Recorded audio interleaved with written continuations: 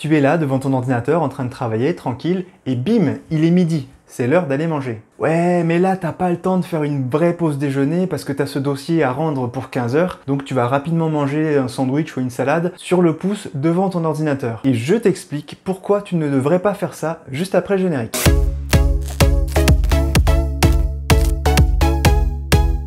Salut, c'est Christophe. Bienvenue pour cette nouvelle vidéo, je suis très content de te retrouver, j'espère que tu vas bien. Aujourd'hui, je vais te convaincre avec 5 arguments d'arrêter de manger devant ton ordinateur. Tu l'as peut-être suivi, depuis le 14 février 2021, le ministère du Travail a publié un décret au journal officiel qui autorise à nouveau les salariés à manger à leur poste de travail alors que c'était jusque-là interdit par la loi. Cette mesure, à la base, a été mise en place pour limiter la propagation du virus dans le contexte sanitaire actuel, à savoir respecter au moins 2 mètres de distance entre 2 personnes. Mais est-ce pour autant une bonne idée de manger devant son poste de travail? C'est ce que je vais t'expliquer tout de suite. Je vais commencer par l'argument numéro 1.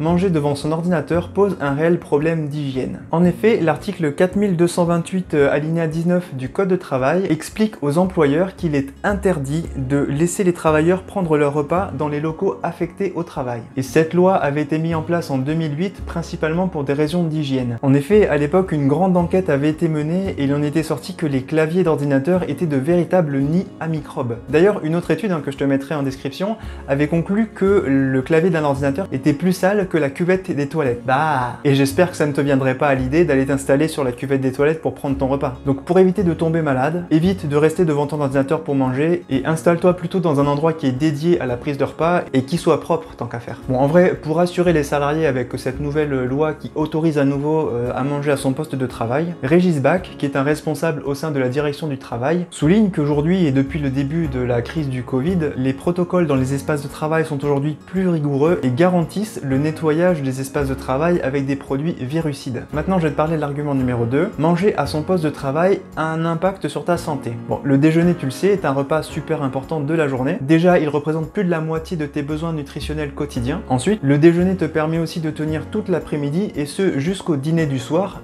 pour lequel il faudra attendre en général 8 heures. Donc, le déjeuner du midi permet à la fois de récupérer de la fatigue du matin, mais aussi d'être efficace pendant toute l'après-midi jusqu'au repas du soir. Ce repas a donc un rôle essentiel, d'autant plus si tu es au bureau et que tu travailles sur des dossiers complexes qui demandent toute ta réflexion. Or, quand tu manges à ton bureau devant ton ordinateur, ton attention n'est pas complètement focalisée sur ce que tu manges, mais plutôt attirée par ce qui se passe sur l'écran. Du coup, tu as tendance à manger trop vite, tu ne mastiques pas assez, et ton cerveau ne réalise pas que tu es en train de le nourrir, ce qui diminue ta sensation de satiété. Et le problème, c'est que tu peux continuer comme ça à manger encore, alors que tu n'as même plus faim. Le fait de manger vite peut aussi générer des problèmes de digestion, de manque d'énergie et aussi de problèmes de poids. D'ailleurs, une étude de l'université d'Indianapolis confirme les effets de la mastication sur la satiété. Pour cette étude, ils ont pris un panel de 13 volontaires à qui ils ont fait manger 55 grammes d'amandes plus ou moins rapidement et pendant les 3 heures qui ont suivi, les chercheurs ont démontré que les personnes qui avaient mâché plus lentement avaient moins faim que les personnes qui avaient mâché plus rapidement. Le risque donc c'est que quand tu ne mâches pas bien, tu risques d'avoir faim dans l'après-midi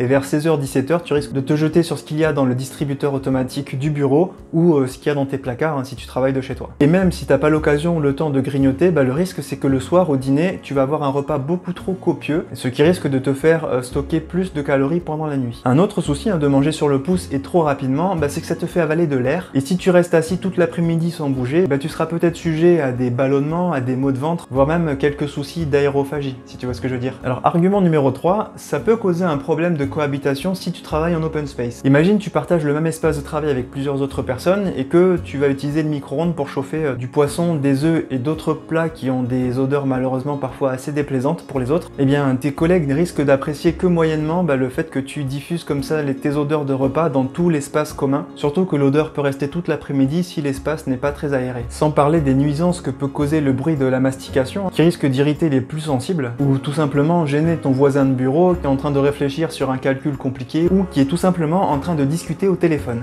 Quand tu manges à ton bureau, tu risques de, par exemple, renverser ta boisson sur ton ordinateur, sur ton clavier ou sur tes équipements avec lesquels tu travailles, ou encore tu risques de laisser des miettes à des endroits qui sont difficiles difficilement accessible pour le personnel d'entretien par exemple. Et en plus, si le sol est recouvert de moquettes, alors là c'est la catastrophe, à nettoyer c'est une horreur. Et en général, les espaces de travail n'ont pas été conçus spécialement pour être facilement nettoyés, contrairement à une salle de repos en général qui a été prévue pour ça. Argument numéro 4, manger à son poste de travail peut avoir un impact psychologique également. Parce que la pause du déjeuner n'est pas seulement le moment où tu calmes ta faim en mangeant, parce qu'au-delà du besoin physiologique, le déjeuner est également un moment de couper, et un moment où tu permets à ton cerveau de faire une pause, de se relaxer, et un moment où tu te déconnectes aussi de ton travail. Il est donc important que cette coupure soit à la fois physique mais aussi psychologique. D'ailleurs, des universités berlinoises s'étaient penchées sur l'impact psychologique d'un repas, et pour ça ils ont étudié les émotions de 32 personnes. 16 d'entre elles mangeaient seules à leur bureau, tandis que les 16 autres se prenaient une vraie pause repas à table avec d'autres personnes. Le résultat, c'est que les personnes qui avaient pris du plaisir à manger au restaurant étaient plus aptes à se relaxer, à laisser se relâcher leurs fonctions cognitives, permettant ainsi de maîtriser davantage leur palette d'expression faciale et donc potentiellement d'augmenter leur créativité et leur rapport aux autres. La pause déjeuner est donc loin d'être une perte de temps et d'efficacité et se révèle bénéfique quand tu prends vraiment le temps. Ça améliore tes relations avec tes collègues, ça améliore ta créativité, tes fonctions cognitives sont reposées, tu es moins stressé en général et donc tu as plus de productivité pendant l'après-midi. D'ailleurs, tu savais qu'après 90 minutes à faire une même tâche, tes fonctions cognitives perdent leur efficacité? Alors oui, peut-être que tu es capable de travailler des heures et des heures sur le même sujet, mais ton cerveau ne fonctionnera pas à plein régime du début à la fin. Tiens, pour l'anecdote, ça fait 2 semaines que j'ai rejoint un groupe de travail qui s'appelle la Bibliothèque Virtuelle et qui a été créé par Jean-Yves Ponce. Je te mettrai le lien en description si jamais tu veux en savoir plus. Et dans ce groupe, donc, je pratique la méthode du Pomodoro. L'idée, en gros, c'est qu'on enchaîne des sessions de travail de 25 minutes entrecoupées de pauses de 5 minutes. Et le faire à plusieurs, comme ça permet de tenir le rythme et surtout de s'interdiscipliner. Ça peut paraître contre-intuitif comme ça, mais faire plein de petites pauses régulièrement est un moyen de rester particulièrement productif. Ça permet au cerveau de refaire le plein d'énergie et d'atteindre donc un meilleur niveau de productivité. Ah oui, et surtout un autre truc que j'aimerais souligner, c'est qu'en ce moment, vu que beaucoup de gens sont en télétravail, c'est devenu particulièrement difficile de scinder la vie privée et la vie professionnelle. Et rester comme ça toute la journée devant son ordinateur professionnel, y compris pour manger, n'aide pas à concrétiser cette séparation. Voilà donc une raison de plus de faire une vraie coupure pendant ta pause déjeuner. Argument numéro 5, ton corps a besoin de bouger. Si tu travailles toute la journée devant un ordinateur comme moi, c'est qu'il y a de fortes chances que tu pratiques toi aussi un métier particulièrement sédentaire. Or ton corps, tu le sais, a besoin de bouger pour rester en forme. C'est un peu comme les avions. Bon, je sais pas si tu t'intéresses à l'aéronautique, mais tu l'as sûrement déjà entendu. Un avion qui reste cloué au sol s'use beaucoup plus vite qu'un avion qui vole en permanence. Eh bien nous c'est pareil. Plus tu vas rester sédentaire et plus tu vas user rapidement ton corps. Donc te lever de ton bureau le plus régulièrement possible, ça permet de casser ce schéma de la sédentarité qui contribue malheureusement aux problèmes de santé sociétale, comme on dit, qui sont les maladies cardiaques, les accidents vasculaires cérébraux, l'insomnie, l'obésité, le diabète et tellement d'autres problèmes de santé. Là où je veux en venir, c'est que faire une vraie pause pour son déjeuner, au-delà de satisfaire ton appétit, est une excellente occasion de dégourdir tes jambes un peu et de retrouver de la vitalité. Que ce soit 30 minutes de marche ou même 20 minutes de footing si tu as la chance de pouvoir aller faire du sport, c'est pas grand chose mais ça permet de sécréter de la sérotonine qui est un neurotransmetteur de la bonne humeur et qui permet d'être plus concentré sur le reste de la journée. Donc sortir prendre l'air pour manger est un très bon moyen de casser cette sédentarité. Alors plutôt que de te faire livrer ton repas que ce soit au bureau ou à la maison, tu peux marcher même 10 minutes pour aller chercher ton repas. Et c'est aussi l'occasion de prendre une bonne bouffée d'air frais, de profiter des rayons du soleil pour la vitamine D,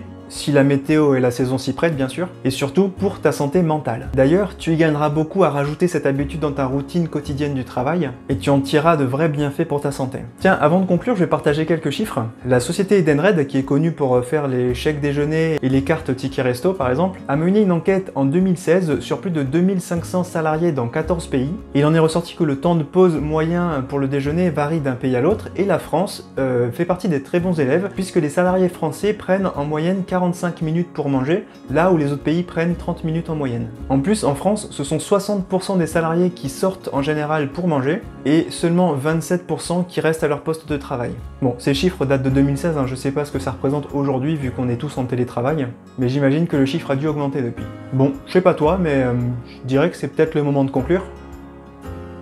Genre maintenant. Bon, tu l'auras compris, il y a plein de raisons qui font que ce n'est pas une bonne idée de rester manger devant ton ordinateur ou devant ton poste de travail en général. Donc, prendre une vraie pause physique et psychologique est primordial si tu veux préserver ta santé physiologique et ta santé mentale. Et en plus, ça ne peut qu'avoir qu'un impact positif sur la qualité de ton travail et sur ta productivité. Alors si tu penses que ça t'arrive trop souvent de sacrifier ta pause déjeuner pour le travail, essaie de trouver une nouvelle organisation qui te permet de vraiment de sacraliser ce moment du repas du midi et à caser un vrai moment pour ton déjeuner. Tu verras, ton corps et ton esprit t'en remercieront. Attention, ceci n'est pas une publicité pour Edenred. Merci d'avoir regardé cette vidéo, j'espère que tu as appris des choses et que maintenant tu ne mangeras plus devant ton ordinateur. Fais péter le pouce bleu si c'est le cas et dis-moi en commentaire si toi aussi tu manges régulièrement devant ton ordinateur et si tu ressens l'impact négatif que ça peut avoir sur ta qualité de travail, sur ton moral et sur ta productivité. Si ça t'intéresse ce genre d'infos et que tu n'es pas encore abonné à ma chaîne, je t'invite à le faire dès maintenant en cliquant sur la petite cloche pour être bien sûr de ne pas rater mes prochaines vidéos. Pour rappel, je publie une nouvelle vidéo chaque semaine dans laquelle je te partage tout un tas de choses sur la nutrition santé, sur l'activité physique et sur le sommeil, dans le but de t'aider à optimiser ton capital santé et à booster ta vitalité. Tiens, juste avant de te quitter, je te mets une vidéo juste ici que tu devrais aller voir, qui parle des bienfaits de la lumière du soleil sur ton bien-être. Moi, je te dis à la semaine prochaine pour une nouvelle vidéo. D'ici là, prends soin de toi. Ciao, ciao!